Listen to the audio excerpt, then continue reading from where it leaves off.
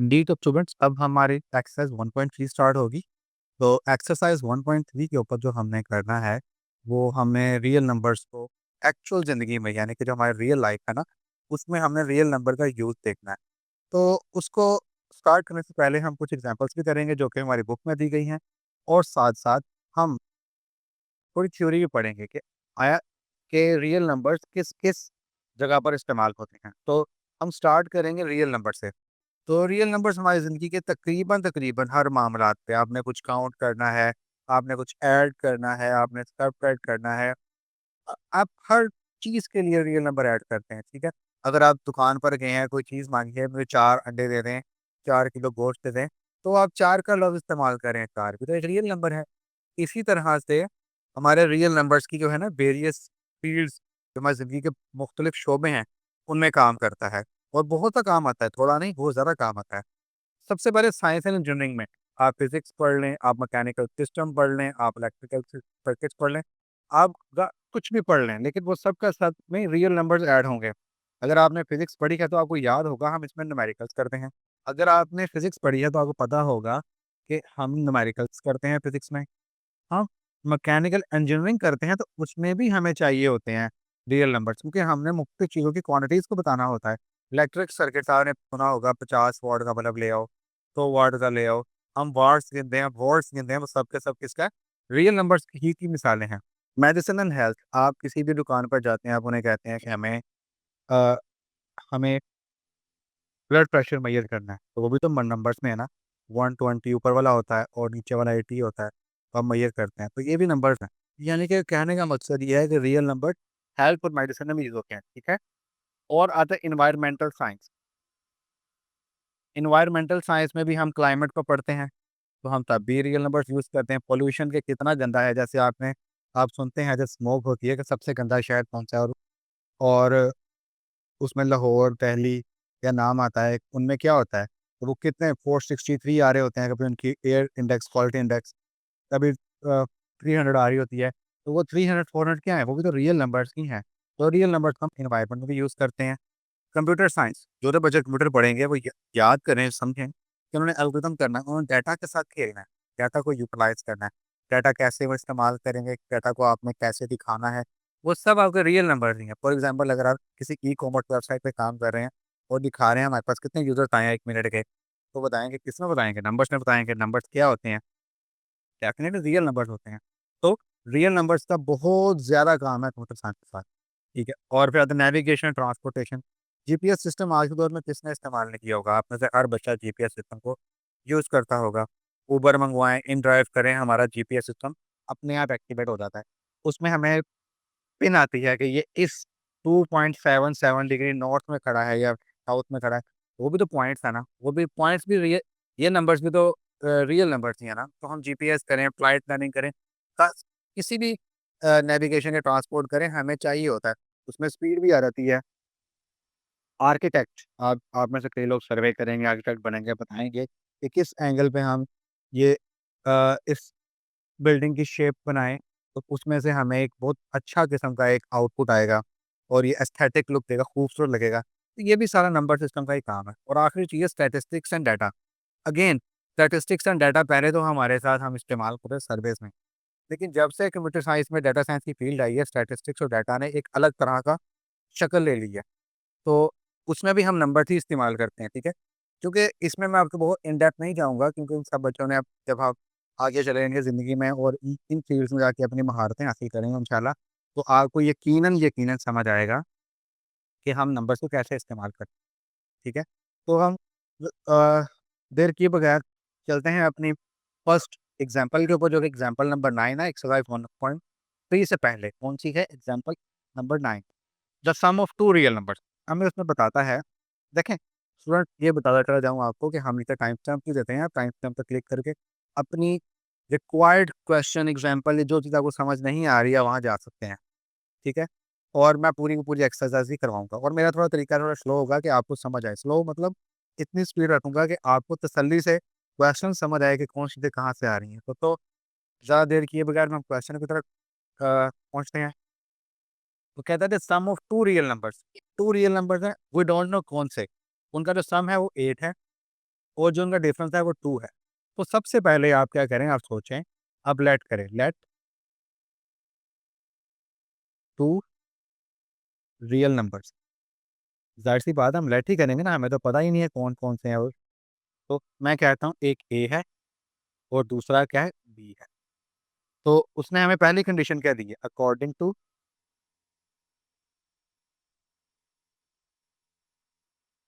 To first condition.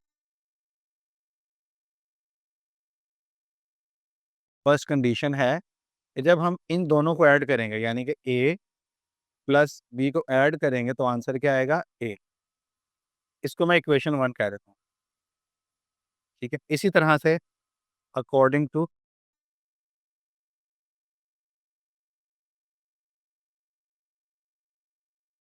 Second condition,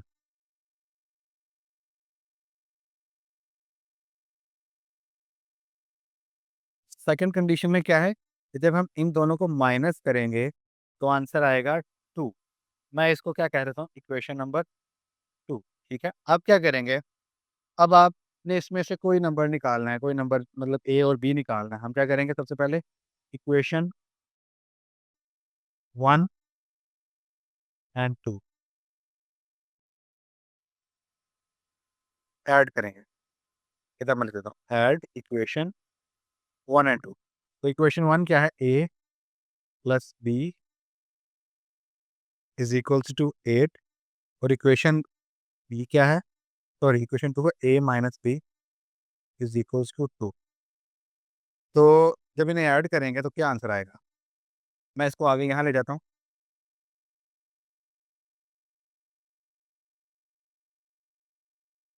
A plus B is equals to 8, A minus B is equals to 2। क्योंकि हम इन दोनों को add कर रहे हैं ना, जो ऑपोजिट साइन की सेम वैल्यूज होंगी, देखें बी और बी दोनों सेम है, साइन ऑपोजिट है, तो ये आपस में कट जाएंगी। और ए और ए दोनों प्लस हो रहे हैं तो उनको ऐड कर देंगे, 2a इज इक्वल्स 8 और 2 ऐड करेंगे तो 10 आ जाएगा, ठीक है? सो ए किसके इक्वल आ जाएगा, 10/2, 2 1 जार 2, 2 5 जार 10, ए इज इक्वल्स टू क्या आ जाएगा, 5। ए 5 के इक्वल आ गया, अब हमने बी निकालना है तो हम क्या करेंगे, पुटिंग करेंगे, putting A is equals to 5 in equation 1। Equation 1 में पुट कर देंगे, इक्वेशन 1 क्या है, A plus B is equals to 8, A की वैल्यू क्या है 5 plus B is equals to 8, B आ जाएगा 8 माइनस 5, तो किसके इक्वल आएगा ये, बी इज इक्वल्स टू 3 के इक्वल। तो हमारे पास दो नंबर आ गया ना, ए भी आ गया 5 और बी भी आ गया 3। तो इधर मैं लिख देता हूँ आपको समझाने के लिए कि ए इज इक्वल्स टू हमारा 5 आया है और बी इज इक्वल्स क्या है, 3 आया है, ठीक हो गया? तो उसने यही बताया कि ये दो रियल नंबर्स हैं, इनको ऐड करेंगे तो 8 आ जाएगा, इनको माइनस करेंगे तो 2 आ जाएगा। करके भी दिखा देते हैं, 5 प्लस 3 हमने इनको ऐड किया, 8 आ गया, 5 माइनस 2 माइनस किया तो क्या आ गया, सॉरी 5 माइनस 3 है ये, तो 2 आंसर आ गया। तो दोनों की दोनों कंडीशन भी जस्टिफाई हो गए, ठीक है? अब हमने पढ़ना है टेम्परेचर कन्वर्जन। टेम्परेचर कन्वर्जन एक आम सा टॉपिक है जो हम साइंस के साथ-साथ हम इसको मैथमेटिक्स में पढ़ते हैं। मैथमेटिक्स में हम इस गर्ज़ से पढ़ते हैं कि हमने इसको सीखना है कि कैसे कन्वर्ट होते हैं, इसके मैथमेटिकल फ़ॉर्मूलाज़ कैसे लगते हैं। तो मैं आपको उसको पढ़ाने से पहले कुछ चीज़ें क्लियर कर दूँ कि हमारे पास 3 तरह के टेम्परेचर मेजरिंग यूनिट्स हैं। सबसे पहले जो हमारे पास है वो केल्विन, KELVIN, केल्विन। ये केल्विन भी एक स्केल है जिससे मेजर करते हैं टेम्परेचर को। दूसरा है सेंटीग्रेड, ठीक है? और जो तीसरा है वो है फ़ारेनहाइट। फ़ारेनहाइट का स्पेलिंग आपको याद करने पड़ेंगे, FARENHEIT, फ़ारेनहाइट, ठीक है? अब इन तीनों की इक्वेशंस अलग-अलग हैं। जो केल्विन की इक्वेशन है वो है कि आपने जो आपके पास सेंटीग्रेड में टेम्परेचर होगा उसमें 273 ऐड कर देना, ठीक है? और सेंटीग्रेड की क्या है कि जो आपके पास केल्विन में टेम्परेचर होगा उसमें से आपने 273 माइनस कर देना, ये सेंटीग्रेड का आ गया। तो जो फ़ारेनहाइट है, उसको हम कैसे मालूम करते हैं? फ़ारेनहाइट ये भी डिग्री में फाइट आउट करते हैं। सेंटीग्रेड और फ़ारेनहाइट डिग्री में होता है, केल्विन को हम डिग्री में नहीं काउंट करते। देखें, मैंने सेंटीग्रेड के साथ भी एक O का निशान लगाया है और मैंने इधर भी, लेकिन K के साथ नहीं लगाया। खैर, फ़ारेनहाइट को हम कैसे कन्वर्ट करते हैं सेंटीग्रेड से? 9/5 इंटू सेंटीग्रेड प्लस 32, ठीक है? ये हमारे पास 3 फ़ॉर्मूलेज़ हैं, फ़ॉर्मूलाइज़ हैं जिसको हम यूज़ करते हैं टेम्परेचर कन्वर्जन के लिए। यानी कि एक टेम्परेचर से दूसरे टेम्परेचर में जाने के लिए हम इन 3 फ़ॉर्मूलाज़ को इस्तेमाल करते हैं। अगर आपने केल्विन से डायरेक्ट फ़ारेनहाइट में जाना है, तो आप केल्विन से पहले सेंटीग्रेड में चेंज करेंगे, फिर जाएँगे फ़ारेनहाइट में, ठीक है? फर्स्ट आपने केल्विन, अगर केल्विन से फ़ारेनहाइट में जाना है एंड देन सेंटीग्रेड, और उसके बाद आपने क्या करना है, आपने जाना है फ़ारेनहाइट में, ठीक है? ये आपका एक प्रोसेस जो आप क्या करेंगे, फ़ॉलो करेंगे। ठीक हो गया? ये तो अब हम करेंगे एग्ज़ाम्पल नंबर 10। ये जो मैंने आपको टेम्परेचर कन्वर्जन पढ़ाई है ना, ये उससे बहुत रिलेट करती है। उसने हमें बताया कि जो नॉर्मल ह्यूमन बॉडी टेम्परेचर है ना, नॉर्मल ह्यूमन बॉडी टेम्परेचर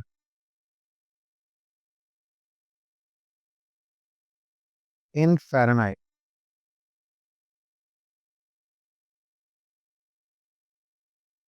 वो है 98.6 डिग्री फ़ारेनहाइट, ठीक है?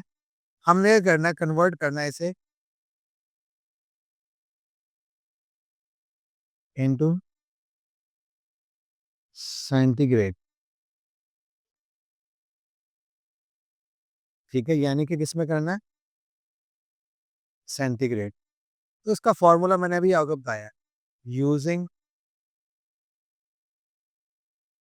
Centigrade is equals to 5/9 into F minus 32 degree, ठीक है? हमें उसने दिया ना फ़ारेनहाइट, इसमें है 98 में, हम सिंपल उसकी वैल्यू पुट करेंगे।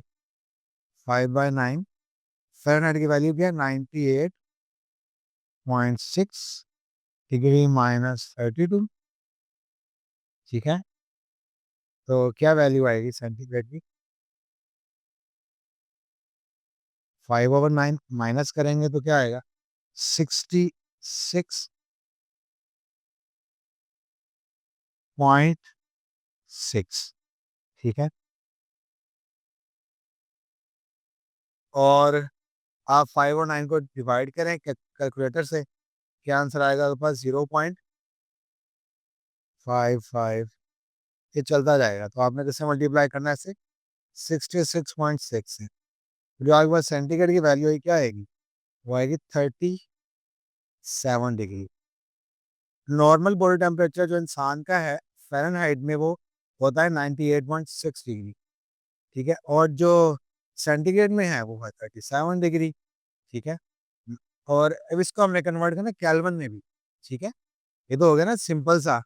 अब हम करेंगे कन्वर्टिंग टू केल्विन भी करेंगे।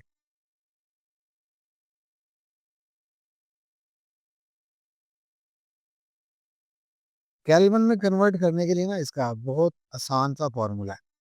क्या है जी? K is equals to C degree plus 273, ठीक है? अब आपने C की वैल्यू पुट करनी, 37 थी, 37 पुट की प्लस 273 किया, तो क्या आंसर आया हमारा? हमारे पास आया 310 केल्विन। आप सिंपल K भी दे सकते हैं और अगर आप चाहें तो आप पूरा केल्विन में लिख सकते हैं, लेकिन जो बेस्ट प्रैक्टिस है वो K लिखने की है, ठीक है? तो ये हमारा क्या है? आंसर। जी तो स्टूडेंट, अब हमने करना है प्रॉफिट एंड लॉस। अच्छा, प्रॉफिट एंड लॉस है ना, रियल नंबर्स की बहुत बड़ी एक एप्लीकेशन है आपकी, और ये बहुत बड़ा इसका वो एरिया है जिसमें हम बहुत ज़्यादा रियल नंबर्स को यूज़ कर रहे हैं, ठीक है? तो प्रॉफिट और लॉस सबसे ज़्यादा जो इस्तेमाल करते हैं और ट्रेडर इस्तेमाल करते हैं, ज़ाहिर-सी बात है, जो तिजारत करेंगे, उन्हीं से प्रॉफिट और लॉस रिलेट करेगा ना, जो बिज़नेस करेंगे, उनसे रिलेट करेगा। सो प्रॉफिट कैलकुलेट करने का तरीका क्या है? हम सेलिंग प्राइस में से कहते हैं कॉस्ट प्राइस माइनस करते हैं। कॉस्ट प्राइस जितने में जो चीज़ खरीदी हो, सेलिंग प्राइस जितने में बेचें।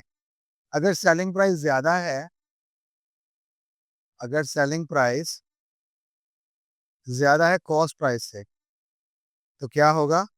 हमें प्रॉफिट होगा, तो हमें प्रॉफिट होगा, ठीक है? प्रॉफिट मिलता कैसे है? प्रॉफिट सिंपल यूँ मिलता है, profit is equals to selling price minus cost price, ठीक है? और अगर आपने प्रॉफिट निकाला तो प्रॉफिट कैसे निकलेगा? प्रॉफिट जो जो भी है, फॉर एग्ज़ाम्पल अगर आपने एक कॉपी खरीदी है और वो ₹10 की थी, कॉस्ट प्राइस क्या है इसकी? ₹10। तो जो आपने सेल किया, सेल प्राइस क्या है उसकी? 12। तो कितना प्रॉफिट हुआ उसको? 12 माइनस 10 तो आया 2 प्रॉफिट। हम सिंपल इसकी वैल्यू पुट कर देंगे, 2 ओवर मल्टीप्लाई बाय 100, 10 ये बनेगा 20%, ठीक है प्रॉफिट।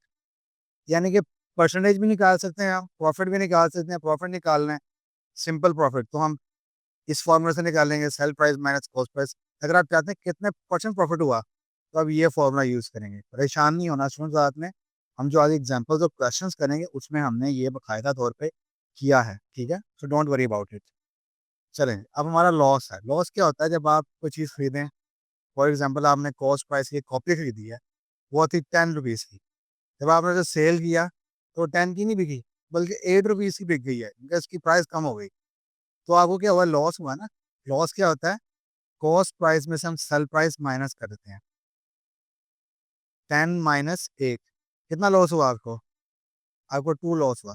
परसेंटेज निकालनी है, सेम फॉर्मूला है एज़ प्रॉफिट। हम क्या करेंगे? जस्ट इसमें हम जो लॉस है उसकी वैल्यू पुट करेंगे, जो कॉस्ट प्राइस है उसकी वैल्यू पुट करेंगे, 10 से मल्टीप्लाई कर देंगे और जो आंसर आएगा वो आएगा 20%। ये आपका क्या है? ये आपका लॉस है, ठीक है?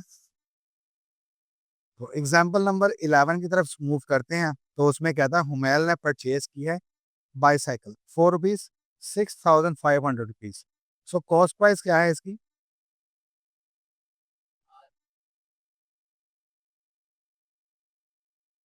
6590 और सेल प्राइस क्या है इसकी? सेलिंग प्राइस, सेलिंग प्राइस है इसकी SP इज इक्वल्स टू 6850। देखिए सेलिंग प्राइस ज्यादा है कॉस्ट प्राइस से, तो हमें क्या हुआ? प्रॉफिट हुआ है। तो प्रॉफिट की क्या होती है formula? Profit is equals to selling price minus cost price, ठीक है? सेलिंग प्राइस कितने की है? 6850 माइनस 6590। तो क्या आंसर आएगा प्रॉफिट का हमारा? प्रॉफिट इज इक्वल्स टू आएगा 260 रुपीज, ठीक है? ये रुपीज में है। हमने क्या फाइंड करना है? Profit percentage. वो कैसे करेंगे? वो सिंपल सा है। जो हमारा प्रॉफिट परसेंटेज है वो आएगा profit over CP multiply by 100 into percentage. So profit क्या आएगा हमारा?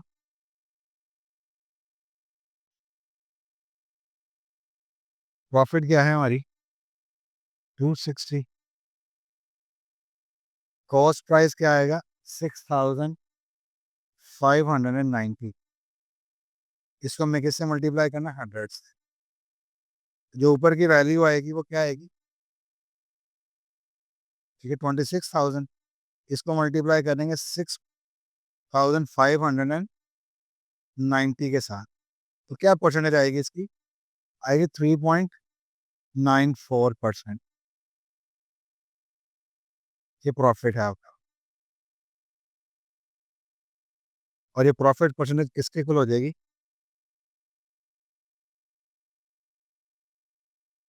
4% के इक्वल, ठीक है? हमने राउंड ऑफ कर दिया, ये है राउंड ऑफ, ठीक है? अब हम करेंगे क्वेश्चन नंबर 10। उसमें क्या है, उमैर ने वॉट किया है, अब वो कितने की? 850 की। तो कॉस्ट प्राइस क्या है हमारी?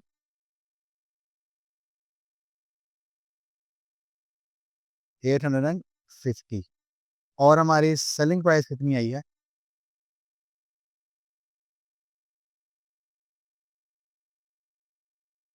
720। देखिए जी, कॉस्ट प्राइस ज्यादा है, सेलिंग प्राइस कम है, इट मींस उसे क्या हो रहा है? नुकसान हो रहा है। और लॉस कैसे हम फाइंड आउट करते हैं? Simple, cost price minus selling price. Cost price क्या है? 850। 850 में 720 माइनस करेंगे तो लॉस आ जाएगा। तो लॉस कितना है हमारा? 130, 130 रुपीज का लॉस है हमारे पास, ठीक है? तो अब हमने परसेंटेज फाइंड आउट करनी। परसेंटेज लॉस वो क्या आएगा? सिंपल है, loss over CP multiply by 100, it becomes a percentage. Just हम क्या करेंगे? Putting values.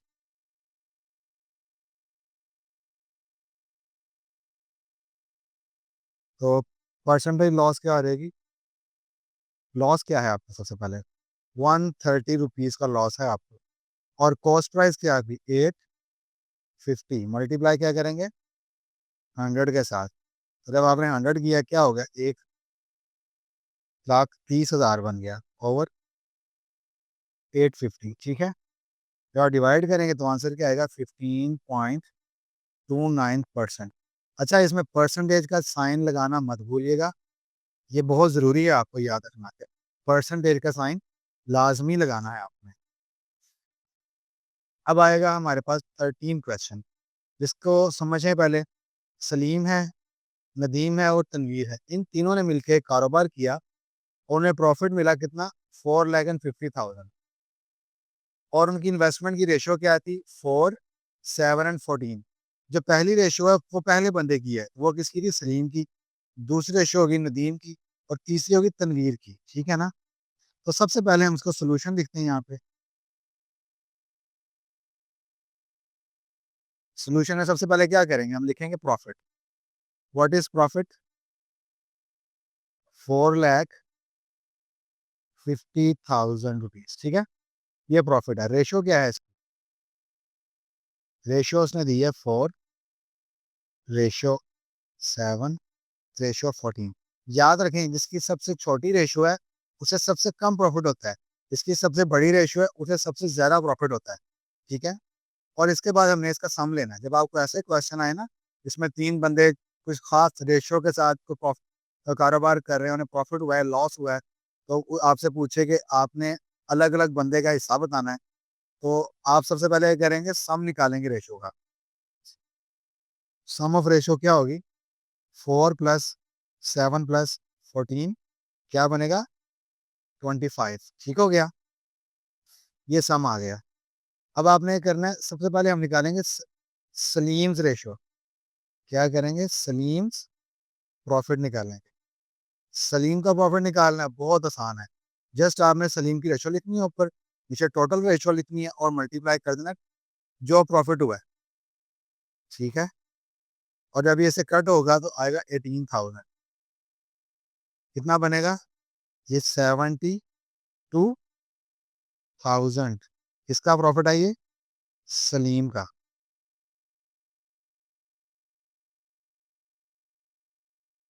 अब हमने किसका निकालना है? दूसरा नदीम था ना, तो लिखेंगे नदीम्स प्रॉफिट।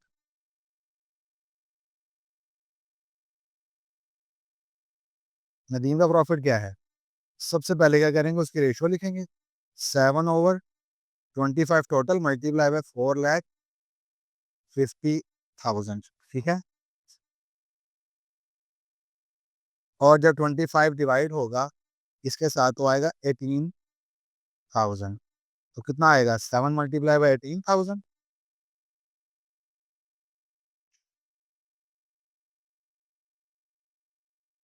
कैलकुलेटर निकाल और 7 को 18,000 मल्टीप्लाई कर, इसको कट भी करनी है उसमें से।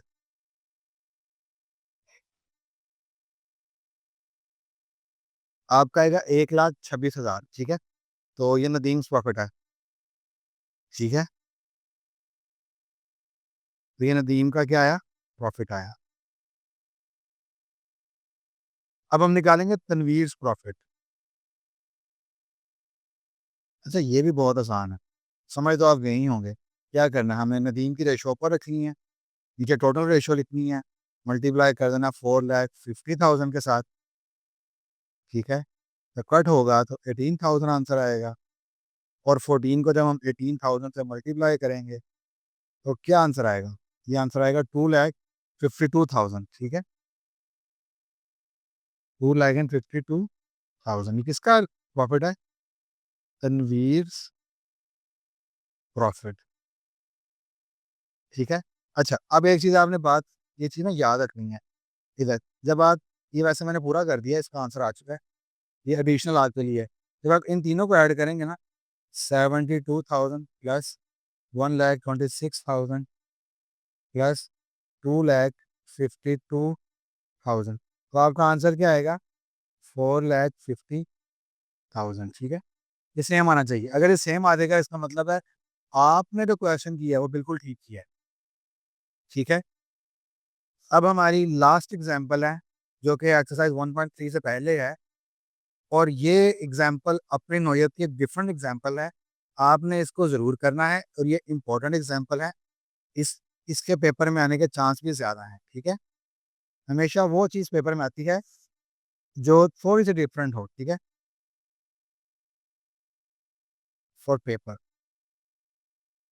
इसमें सबसे पहले क्या कहता है, कहता है जी आपने सिंपल प्रॉफिट है जो 6,400, जो आपकी अमाउंट थी ना, टोटल अमाउंट, जिसे हम कहते हैं total amount.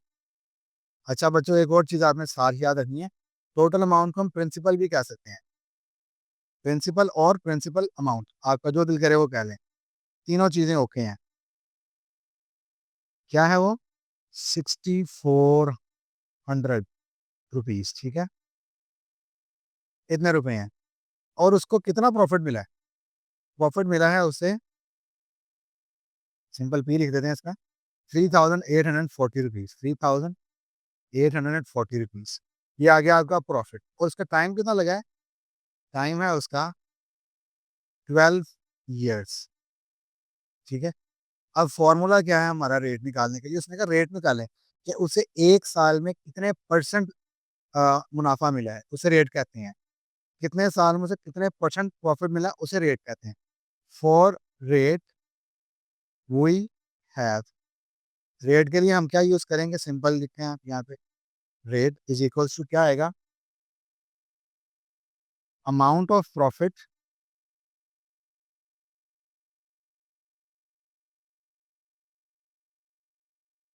Multiply by 100 over time into principal. Principal क्या होता है, वो मैंने सबसे ऊपर लिखा है, प्रिंसिपल क्या था, टोटल अमाउंट को प्रिंसिपल कहते हैं, टोटल अमाउंट क्या कहते हैं, प्रिंसिपल कहते हैं। हमने जस्ट अब इधर हमें इसकी वैल्यूज पुट करनी, अमाउंट ऑफ प्रॉफिट क्या है, 3,840,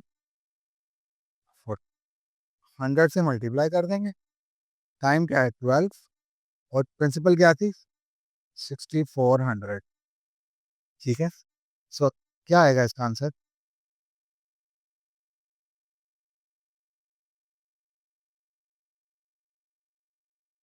जब हम मल्टीप्लाई करेंगे 3,840 को 100 के साथ, वो आएगा 3,840,000, दो जीरो और लग जाएंगे। और जब 12 को मल्टीप्लाई करेंगे 1,600 के साथ, तो क्या आएगा, क्या आप कर रहे हैं, तो क्या आपने किया, ये आएगा 76,800। और जब आप इसे डिवाइड करेंगे ना, एग्जैक्ट 5 आएगा इसका, ठीक है। तो रेट क्या आएगा हमारा, 5%, ठीक है। तो ये आपका आंसर आ गया, ठीक है। तो ये आपकी थी एग्जाम्पल्स जो कि 1 से पहले पहले थी। अच्छा, एग्जाम्पल्स लाने का मकसद क्या है? एग्जाम्पल करने का मकसद ये है, ये बहुत इंपॉर्टेंट है for exam point of view से। क्वेश्चन नंबर 1 पर जाते हैं। सम ऑफ 3 कंसेक्टिव नंबर्स। अच्छा, कंसेक्टिव नंबर याद रखिएगा, जब भी आपके पास आए ना तो आपने यूं राइट करने हैं, late three consecutive numbers, 3 consecutive integers क्या होंगे? इनको आपने आंखें बंद करके यूं ले लेना है। अगर कंसेक्यूटिव है, एक्स प्लस 1, एक्स प्लस 2। इसका कॉन्सेप्ट क्या है मैं आपको समझाता हूँ। फॉर एग्जाम्पल आपने 1, 2 एंड 3, और अब लेट करें ये एक्स है, तो दूसरा वाला क्या होगा? X plus 1। 1 में 1 ऐड करेंगे 2 आ जाएगा, और जब 1 में 2 ऐड करेंगे तो 3 आ जाएगा। ठीक है, इसका कॉन्सेप्ट कुछ यूं है। ठीक हो गया। और उसने कहा है, गिवन कंडीशन दी है। गिवन कंडीशन क्या है? Sum of these consecutive number consecutive number is 42। 42 लिखा है, मैं इस तरह से लिखूंगा। ठीक है, तो मैं इसको ऐड भी कर दूंगा। X plus 1 plus x plus 2 is equals to 42। ये एक्स आपस में ऐड हो जाएंगे, ये बनेगा 3x। 1 प्लस 2 क्या हो जाएगा? ये 3 हो जाएगा, 42। 3x is equals to 42 minus 3। 3x will become 39। x will become 39 over 3। So x will become 13। ठीक है, तो x की वैल्यू क्या आ जाएगी? 13 की। अब हमें नंबर्स लेने हैं। अब हमारे नंबर्स क्या हैं वो लिखते हैं। So the numbers are, so numbers क्या होंगे हमने वो यहाँ पे लिखने हैं। पहला हमारा x है, दूसरा हमारा x प्लस 1 है, तीसरा हमारा x प्लस 2 है। x किसके इक्वल आया? हमारा 13 के। x प्लस 1 किसके इक्वल आएगा? और x, इसी तरह x की वैल्यू पुट करेंगे तो ये बन जाएगा 13, और ये बनेगा 14, और ये बनेगा 15। सो फर्स्ट नंबर क्या होगा हमारा? 13। सेकंड नंबर क्या होगा हमारा? 14। एंड थर्ड नंबर क्या होगा?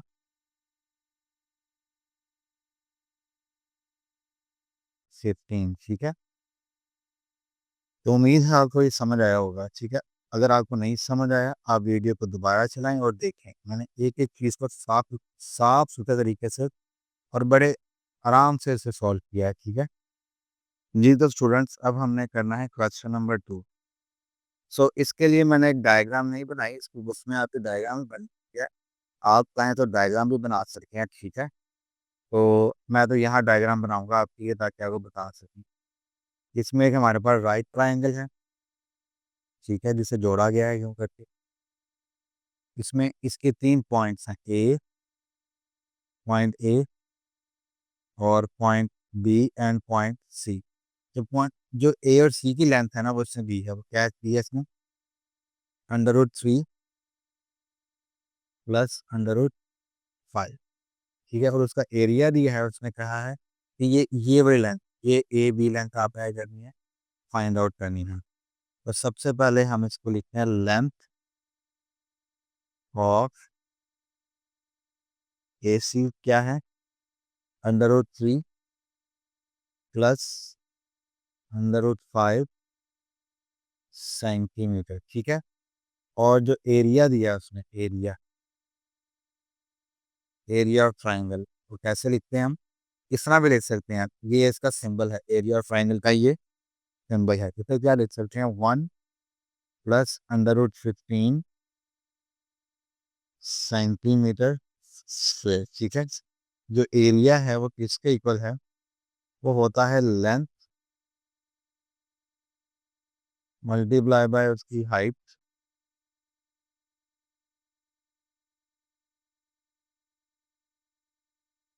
ओवर 2। ठीक है, हम इसी फॉर्मूले को यूं भी लिख सकते हैं, परपेंडिकुलर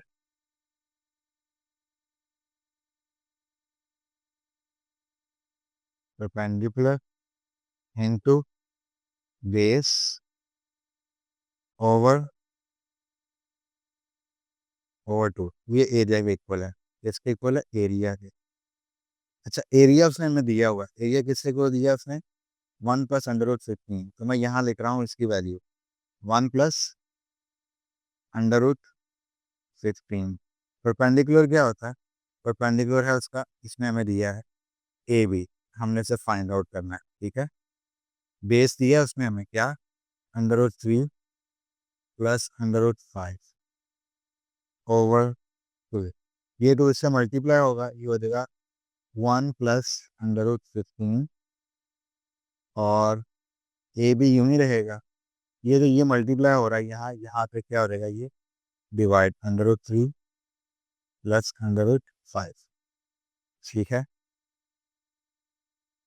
अब हम क्या करेंगे? तो रैशनलाइजिंग कर देंगे। ठीक है, ए बी की क्या करेंगे? रैशनलाइजिंग। मैं यहाँ लिख देता हूँ, रैशनलाइजिंग। ठीक है, क्या होगा?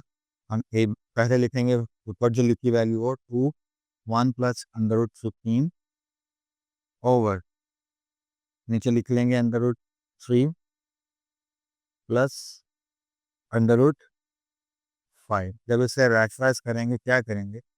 जस्ट साइन चेंज करेंगे डिनोमिनेटर का, और उससे मल्टीप्लाई भी कर देंगे और उससे डिवाइड भी कर देंगे। ठीक है, ये ए भी है। ये लिखेंगे 2 × 1 + √15 √3 माइनस √15। नीचे वाला क्या बनेगा? √3 स्क्वेयर माइनस √5 स्क्वेयर। ठीक है, ये बनेगा A B is equals to 2 × अब मैं सिर्फ इसको इससे मल्टीप्लाई करता हूँ। 1 √3 से मल्टीप्लाई होगा √3 हो जाएगा, 1 इससे मल्टीप्लाई होगा -√5 हो जाएगा। ठीक है, और जब ये प्लस √15 मल्टीप्लाई कैसे होगा? √3 के साथ, और इसी तरह प्लस माइनस माइनस √15 मल्टीप्लाई हो जाएगा √5 के साथ, और नीचे जो आपकी है वो वैल्यू, और इसको यूँ लिख लेंगे हम 3 - 5। ए भी आ जाएगा 2, ये √3 हो जाएगा, ये √5, फिर इसको लिख लेंगे 15 × 3। ठीक है, जो अंडर रूट के नीचे वैल्यू होती है वो मल्टीप्लाई हो सकती है। ये हो जाएगा √15 × 5, और नीचे आ जाएगा -2। अब सबसे पहले आपने करना है इसको, और उस -2 कट कर देना है, क्योंकि ये वाला 2 इन सबसे मल्टीप्लाई हो रहा है, तो हम इसे मज़ीद सिंप्लीफाई नहीं करेंगे, तो ये भी यहाँ तक ही रखेंगे। ठीक है, तो ए बी क्या बन जाएगा? ए बी सिंपल हो जाएगा, इस माइनस साइन को ऊपर ले जाएंगे, ये हो जाएगा minus into √3 minus √5 plus √45 minus √75। तो ए बी किसके इक्वल आएगा? ये भी आएगा -√3 और -√5, और हम 45 को लिख लेते हैं 9 × 5। ठीक है, -75 लिखेंगे 25 × 3। ये ए भी बनेगा -√3 माइनस √5, और हम √9 और 5 को अलग अलग लिख सकते हैं। जिस तरह से हमने यहाँ इसे मल्टीप्लाई किया है, वैसे इसे हम अलग अलग भी लिख सकते हैं। ठीक है, तो ए भी किसके इक्वल आ जाएगा? -√3 माइनस √5, और √9 किसके इक्वल होता है? ये होता है 3 के इक्वल। ये √5 आ जाएगा, और ये आ जाएगा -5 √3। अब इस माइनस को सब, इस माइनस से, ये तो ये हमने बाहर लिखा हुआ माइनस, इस माइनस से हम सब के अंदर के साइन चेंज कर देंगे। ए भी क्या बन जाएगा? Equals to -√3 minus minus plus √5 minus plus minus 3 √5 minus minus plus 5 under root 3। अब जो अंडर रूट 5 और अंडर रूट 3 वाली वैल्यूज हैं, देखें जिस तरह कुछ नहीं है, सिर्फ 1 तो है ना, तो अंडर रूट 5 इसको हम सेम रखेंगे। 1 माइनस 3 ये बनेगा -2 under root 5, minus under root 3 plus 5 under root 3, ये -1 कुछ नहीं है तो 1 है, ये -1 जो प्लस 5 में से माइनस होगा तो 4 हो जाएगा, और अंडर रूट 3 यूं ही लिख देंगे। और ये हमारा क्या है, ए बी आंसर है। ठीक है, ये हमारे ए बी का आंसर है, -2 under root 5 and 4 under root 3। ठीक है, ये आपकी बुक में भी इसी तरह से एज इट इज लिखा हुआ है। ठीक है, तो इस क्वेश्चन को आपने तसल्ली से और अच्छे तरीके से करना है, क्योंकि ये क्वेश्चन सबसे इम्पोर्टेंट क्वेश्चन है इस एक्सरसाइज का। मैं यहाँ लिख भी देता हूँ। ठीक है, इस तरह क्वेश्चन दोबारा रिपीट नहीं होंगे, तो ये सबसे इम्पोर्टेंट है, और आपने इसे पेपर के पॉइंट ऑफ व्यू से अच्छे से करना है, ताकि आपके अच्छे से मार्क्स आ सकें। आप इसे 2 से 3 टाइम्स क्या करें, रिवाइज करें। ठीक है,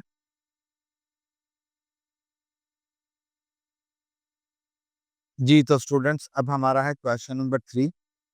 क्वेश्चन नंबर 3 को समझने के लिए पहले आप रेक्टेंगल को समझें। इस पे हम 10 टू 15 सेकंड लगाते हैं। ऐसी साइड इसकी एक साइड, इसकी दो साइड्स सेम हो, ठीक है, लेकिन बाकी दो साइड या तो छोटी हो, ठीक हो गया, या बड़ी हो, आप कुछ भी कह सकते हैं इसको, क्योंकि ये दो साइड बड़ी हैं, ये दो साइड छोटी हैं, जैसे आपको दिख रहा है।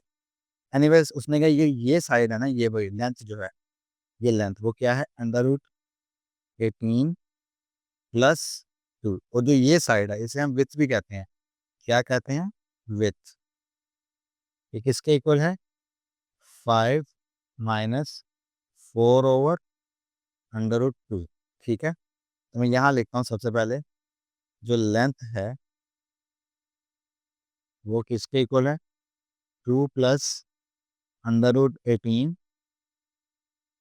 मीटर, और विथ किसके इक्वल है, 5 माइनस 4/√2। ठीक है, अच्छा मैं इसको ना जो इसको मैं यहीं पे सॉल्व कर दूंगा। कैसे करूंगा, इधर देखिए, 5, मैं 4 को लिखूंगा 2 × 2/√2। ठीक है, एक और आपसे गुजारिश है, छोटा सा काम कीजिएगा, अपना कैलकुलेटर ओपन करें, उसके ऊपर लिखें √2 इंटू √2, इन दोनों को मल्टीप्लाई करें, आंसर आपके पास 2 आएगा। ठीक है, तो मैं इन दोनों 2 में से ना किसी एक को यूं लिख सकता हूँ, 5 माइनस 2 इंटू √2 इंटू √2/√2। तो ये क्या बना, 5 माइनस 2 इंटू √2, ये आपकी बनी विथ। ठीक है, सो अब याद रखें, एक चीज याद रखिएगा, जो एरिया होगा ना, एरिया वो किसके इक्वल है, लेंथ मल्टीप्लाई बाय विथ। ठीक है, लेंथ हमारी क्या थी, लेंथ हमारी थी ये जो हमने पाई, ये लिखी हुई ये क्या है, 2 प्लस √18, और विथ हमारी क्या थी, ये हमने अभी सिंप्लीफाई किया है, ये है 5 माइनस 2/√2। ठीक है, जी तो मैं क्या करूँगा, एक छोटा सा काम करूँगा, मैं इसे भी सिंप्लीफाई करूँगा। मैं लिखूंगा 2 प्लस √18 को मैं लिख लूँ 9 × 2। ठीक है, और इसी तरह से 5 माइनस 2/√2 को तो मैं यूं ही लिखूंगा, फिर ये लिखेंगे 2, और 9 को अलग कर लेंगे, 2 को अलग कर लेंगे। ठीक है, इसी तरह से 5 माइनस 2/√2 आ जाएगा, और ये बनेगा 2 प्लस √9 3/√2 2। ठीक है, मुझे उम्मीद है आपको ये स्टेप समझ आया। अगर आपको ये स्टेप नहीं समझ आया तो आपसे गुजारिश है कि आप इसे दोबारा देखें दफ़ा। अब क्या करेंगे, हम इस 2 को इससे मल्टीप्लाई करेंगे 5 को, तो इसी 2 को मल्टीप्लाई करेंगे इससे, तो 2 इंटू 5 क्या आएगा, वो यूं ही लिख लेते हैं, और बाकी क्या बनेगा, 2 इंटू 2/√2। फिर इसको हम पहले इससे करेंगे, फिर इसको इससे करेंगे। ठीक है, तो आएगा 5 3/√2 इंटू 5, हमारे पास क्या आएगा, प्लस, ये प्लस और ये माइनस, मल्टीप्लाई होंगे तो माइनस हो जाएगा, और 3/√2 मल्टीप्लाई बाय 2√2, ठीक है। अब ये जब 2 5 से मल्टीप्लाई होगा तो आएगा 10, और जब ये से होगा मल्टीप्लाई तो आएगा 4√2, और ये बनेगा प्लस 15। ये 3 और 5 मल्टीप्लाई होंगे तो क्या बनेगा 15√2, और ये हो जाएगा -6, 3 2 ज़ार 6 एंड दिस √2 होल स्क्वायर। सो इसे कैसे लिखेंगे, 10 माइनस 4√2 प्लस 15√2, तो ये बनेगा -6, तो कट हो जाएगा 2। सो 10, अब 6 2 ज़ार 12, तो इसे लिखेंगे -12, और इसमें से माइनस करेंगे, ये 15 है, ये -4 है, तो माइनस होगा तो आंसर आएगा +11। प्लस इसलिए क्योंकि बड़ी वैल्यू के साथ प्लस है, 11√2, ठीक है। सो आपका आंसर क्या होगा, आपका आंसर होगा -2 प्लस 11√2, ठीक है। ये आपका आंसर है, सही हो गया, ये आपका आंसर है। अब हमने करना है क्वेश्चन नंबर 4। वो कहता है फाइंड टू नंबर्स, हमने दो नंबर ऐसे मालूम करने हैं, हुज सम में 68, इसका सम 68 हो और डिफरेंस 22 हो। तो सबसे पहले हम क्या करते हैं, लेट टू नंबर्स आर, हमारे नंबर्स क्या होंगे, मैं नंबर्स लिखता हूँ, एक होगा ए और दूसरा होगा बी, ठीक है।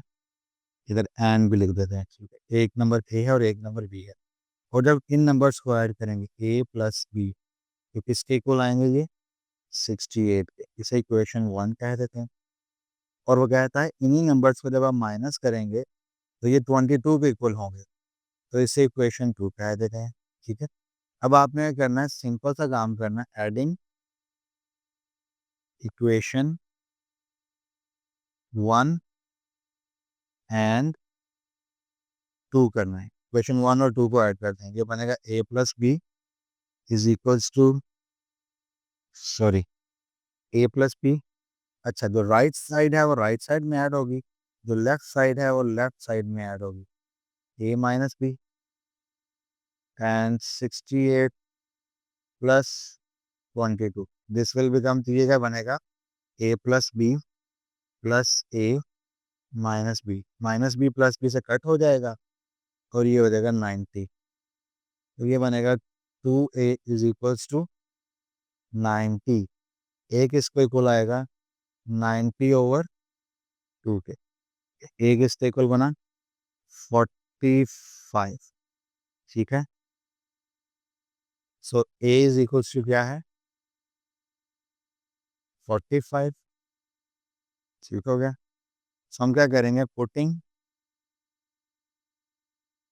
The value of A in equation 1, हम इक्वेशन 1 में इसको ए की वैल्यू पुट करेंगे, वो क्या होगा, a plus B is equals to 68, a किसके इक्वल है 45 plus B is equals to 68, b यहीं रहेगा, 68 में से 45 माइनस करेंगे तो बी की वैल्यू क्या आएगी आपके पास 23, ठीक है। तो आपके पास दो आंसर आएंगे, एक ए और एक बी, ठीक है। ये ए है और ये बी है, ठीक है। उम्मीद है आपको एक क्वेश्चन समझ आया होगा, ये बहुत आसान क्वेश्चन है, ठीक है। ये आपको अगर पेपर में आएगा भी ना तो एज अ शॉर्ट क्वेश्चन आएगा, लॉन्ग क्वेश्चन नहीं है। जी तो स्टूडेंट्स, अब हमने करना है क्वेश्चन नंबर 5। उसमें कहता है the weather of Lahore was unusually warm during summer of 2024। वो कहता है कि लाहौर का जो मौसम था ना वो गैर मामूली तौर पर गर्म था 2024 की गर्मियों में। The TV news reported temperature 48 degree centigrade, कितना बताया टेम्परेचर 48 डिग्री सेंटीग्रेड। और ये उसने दिया है हमें फॉर्मूला, उसने कहा है आपने इस सेंटीग्रेड कन्वर्ट करना है फ़ारेनहाइट में, किसमें, फ़ारेनहाइट। तो लिखेंगे सबसे पहले the temperature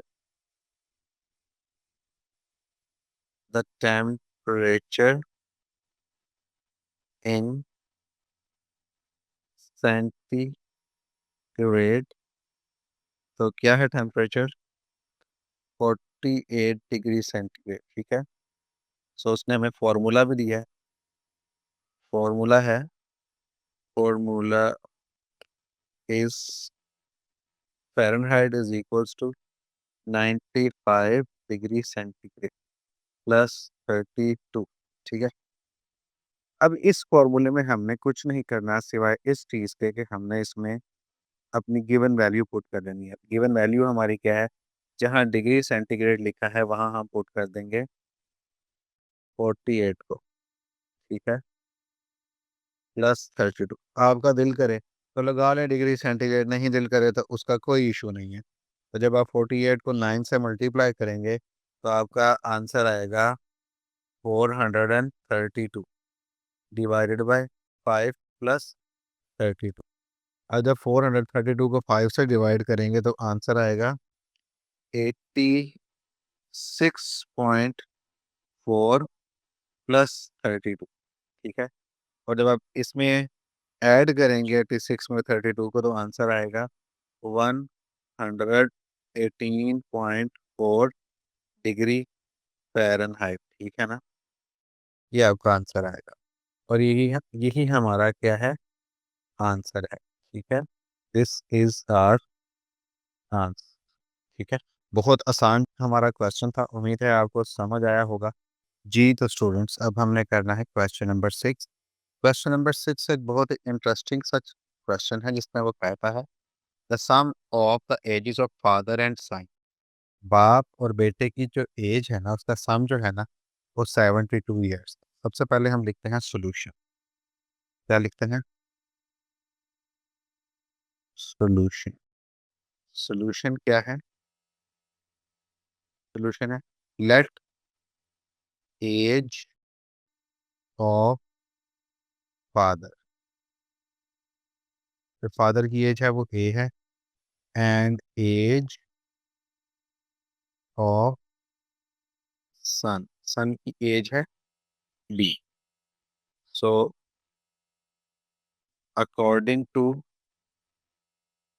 according to first given condition, पहली दी हुई कंडीशन के मुताबिक हमारे पास क्या है? वो कहता है अगर पापा की यानी फादर की और बेटे की एज को सम करें तो वो आएगा 72। हम इसे इक्वेशन 2 भी कह रहे हैं। और वो कहता है 6 years अगो, 6 साल पहले बाप की जो एज थी ना, यानी कि अब हम क्या करेंगे, बाप और बेटे की एज में से 6 6 साल माइनस करें। वो कह रहा है जो बाप की एज थी ना वो बेटे से डबल थी, यानी कि बेटे की एज को 2 से मल्टीप्लाई करें तो ये हो जाएगा 2b - 12 is equals to a - 6। 2b को यहाँ रखेंगे, 2b - 12, ये -6 यहाँ आएगा तो प्लस हो जाएगा, ये a आ जाएगा। a किसके इक्वल आ जाएगा? मैं इस तरह लिख देता हूँ 2b - 6, ठीक है। तो अब क्या करेंगे हम करेंगे putting value of A in equation 1। 1 में जो होगा ना हमारे पास, ये जो 1 है वहां पे ए की जगह पे उसकी वैल्यू पुट कर दें। पहले मैं इक्वेशन लिख लेता हूँ ताकि आपको पता चले कौन सी 1 इक्वेशन है। ए की जगह पे ये ए की वैल्यू है। हम क्या करेंगे, जो ए लिखा है ना इसकी जगह पे इसकी वैल्यू पुट करेंगे। वो क्या होगी? 2b - 6 plus B is equals to 72।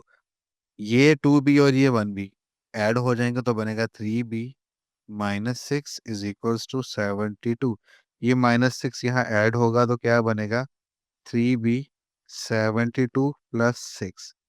सो ये हो जाएगा 3b is equals to 78। B यहाँ रखेंगे और 78 को 3 से डिवाइड करेंगे।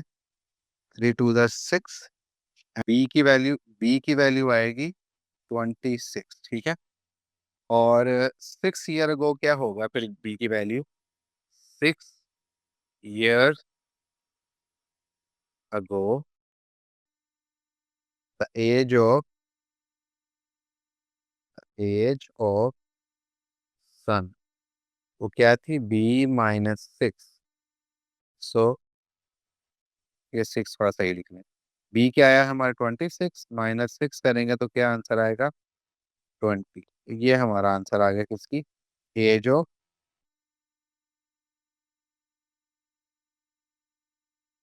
सन। ठीक हो गया।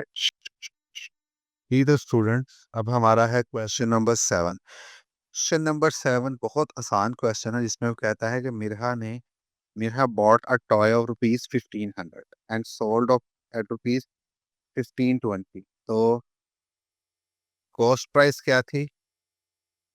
कॉस्ट प्राइस थी मिरहा की 1500। सेलिंग प्राइस क्या थी?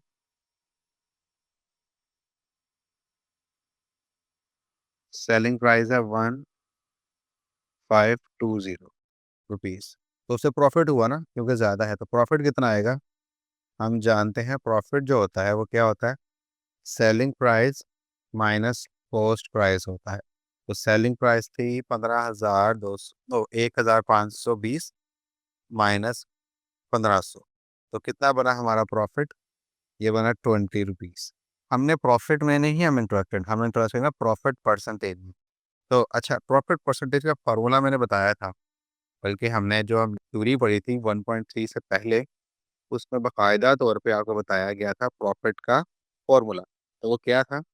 Profit percentage equals to profit over cost price. मैं प्रॉफिट पूरा लिखता हूँ, मल्टीप्लाई बाय 100।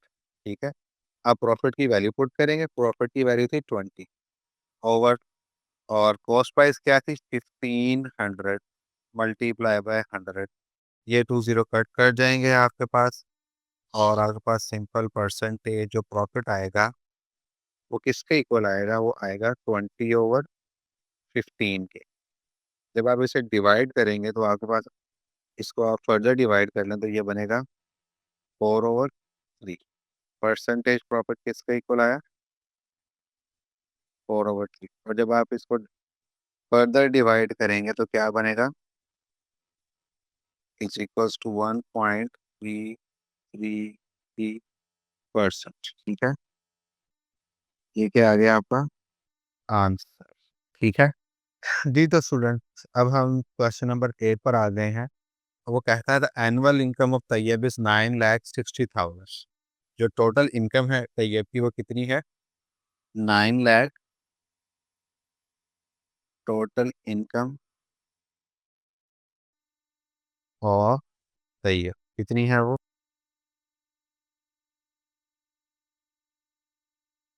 9,06,000। ठीक है।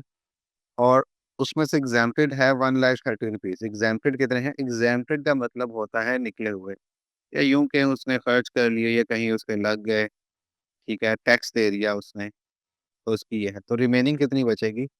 रिमेनिंग होगी उसके पास। हम क्या करेंगे? 9,60,000 में से सिंपल माइनस कर देंगे 1,30,000। तो क्या बचेगा उसके पास? 8,30,000। ये उसकी रिमेनिंग होगी। हमने उस पर क्या करना है? How much tax would he पे एट द रेट ऑफ 0.75%। उसने कितना टैक्स दिया?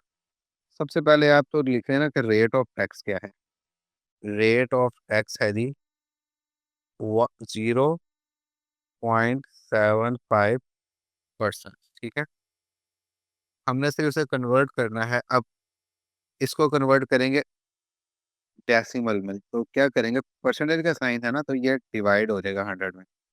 ये आ जाएगा 0.0075। ठीक है। और हमारे पास इनकम क्या होगी? सो टैक्स पेड कितना होगा? टैक्स पेड सिंपल सी बात है, जो हमारी रिमेनिंग है ना अमाउंट, 8,30,000, उसको मल्टीप्लाई कर देंगे किससे? 0.0075। अभी आपकी थोड़ी शक्तियों का इस्तेमाल करेंगे और आप क्या करेंगे, 8,30,000 को मल्टीप्लाई करेंगे 0.0075 के साथ, और जो आपको आंसर मिलेगा ना वो मिलेगा 6,225 रुपीज़। आप इसे रुपीज़ ले, ठीक है। ये आपका आंसर हुआ। ये वो टैक्स है जो उसने क्या किया है, पे किया है। किसके लिए? अपनी इनकम के लिए। उसके पास इनकम क्या थी, 9,60,000। 1,30,000 एग्जाम्प्टेड थी, मतलब ये यूज हो गई। उसने उसको उसमें से माइनस कर दिया। फिर जो 8,30,000 बची, उसका हमने 0.75% ले लिया, ठीक है। हमने 0.75% को डेसिमल में कन्वर्ट किया, सिंपल हमने 100 से डिवाइड किया। जो आंसर आया उसको हमने 8,30,000 से मल्टीप्लाई कर दिया, तो ये आ गया हमारा टैक्स, ठीक है जी। तो स्टूडेंट्स, अब हमारा एक्सरसाइज 1.3 का लास्ट क्वेश्चन है, और ये बहुत ही आसान और सादा सा क्वेश्चन है, जिसमें वो कहता है हमने कंपाउंड मार्कअप निकालना। अब आपको एक चीज़ बताओ, एक होता है ना कंपाउंड मार्कअप, ये होता प्रॉफिट ही है, ठीक है। आपने अपने जहन में रख लेना है कि कंपाउंड मार्कअप क्या होता है, प्रॉफिट होता है, ठीक है। तो कंपाउंड मार्कअप हम कैसे फाइंड आउट करते हैं, find the compound markup on rupees 3,75,000। तो सबसे पहले हम लिखेंगे टोटल रुपीज, कितने हैं हमारे पास टोटल रुपीज, 3,75,000, ठीक है। और टाइम कितना सा दिया, 1 ईयर का टाइम दिया है उसने, 1 ईयर, देखा लिखा हुआ है, time is equals to 1 year. और हमारे पास की जो रेट है, रेट क्या उसने क्या दिया, ये जो होती है ना दी परसेंटेज, तो याद रखना यही रेट होता है, ठीक है। ये 14% है, ये रेट है। तो हमने क्या निकालना है, हमने निकालना है प्रॉफिट। प्रॉफिट लिख लें आप इसे, आप चाहें इसको लिख लें कंपाउंड मार्कअप, कोई मतलब नहीं है। आपकी शक्तियों में कोई कंपनी नहीं, कोई कमी नहीं आएगी, सॉरी मैंने कंपनी कह दिया, कोई कमी नहीं आएगी। तो ये कंपाउंड मार्कअप का फॉर्मूला, ये याद रखना है आपने। असल चीज़ यही है। सबसे पहले आपने क्या करना है, प्रिंसिपल अमाउंट लिखें, टोटल अमाउंट लिखें, कोई फर्क नहीं पड़ता, जो आपका दिल करता है आप लिखें। Principal amount into time, time से मल्टीप्लाई करेंगे, और हम मल्टीप्लाई करेंगे सिर्फ रेट से, और डिवाइड कर देंगे हम इसे 100 से। प्रिंसिपल अमाउंट क्या है हमारी, 3,75,000। टाइम क्या है, 1 ईयर। रेट क्या है, 14। डिवाइड कैसे करना है, हमने 100 से। 100 से हम सिंपल इसको 0 कट कर देते हैं, तो क्या बचेगा हमारे पास, 3,750। इसको हम 14 से मल्टीप्लाई कराएंगे, तो हमारा कंपाउंड मार्कअप क्या आएगा, जल्दी जल्दी से कैलकुलेटर निकालें, इसे हल करके दें मुझे, मैं सुन रहा हूँ जी। कर लिया है आपने? तो क्या आंसर आया है, 52,500 रुपीज, ठीक है। कितना आसान था, हमने सिर्फ फॉर्मूला याद करना है, उसमें पुट करना है और आंसर निकाल लेना है, और हमारा आंसर आ जाना है।